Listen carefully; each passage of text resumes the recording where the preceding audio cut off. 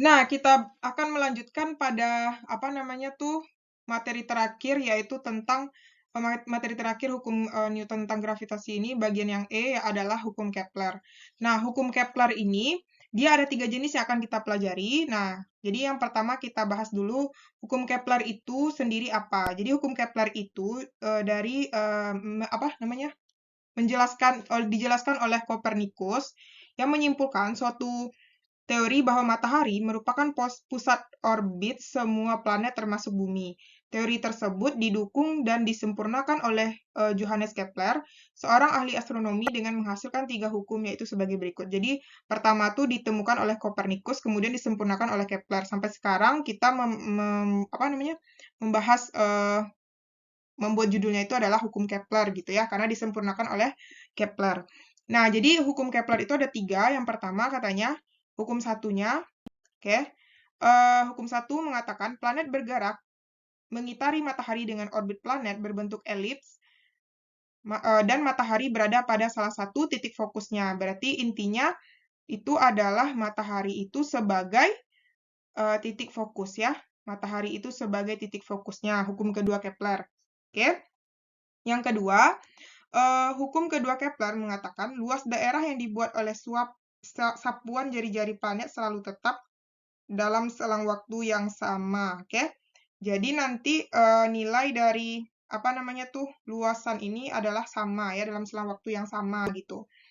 Oke, yang ketiga itu adalah hukum ketiga Kepler, jari-jari orbit planet dipangkatkan 3 akan berbanding lurus dengan periode revolusi planet di pangkat 2. Nah, kita bahas yang hukum ketiga Kepler ini ya. Nah, hukum ketiga Kepler ini, hukum 3 Kepler, nah dia itu ada dalam bentuk persamaan, yaitu apa namanya, periode sebanding dengan berbanding lurus dengan pangkat 2 ya, pangkat 3 jarak gitu. Nah, jadi kalau kita tuliskan T1 kuadrat per R1 pangkat 3 sama dengan T2 kuadrat per R2 pangkat 3 gitu. Oke.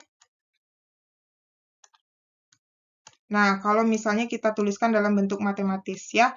Jadi T itu adalah periode.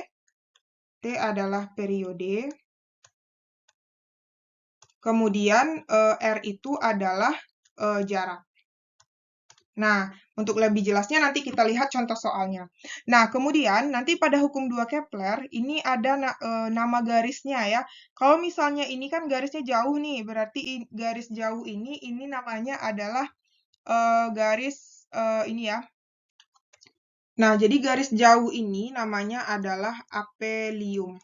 Nah, jadi titik jauh dari matahari. Kemudian yang dekat ini adalah namanya perihelion. Jadi titik dekat dari matahari.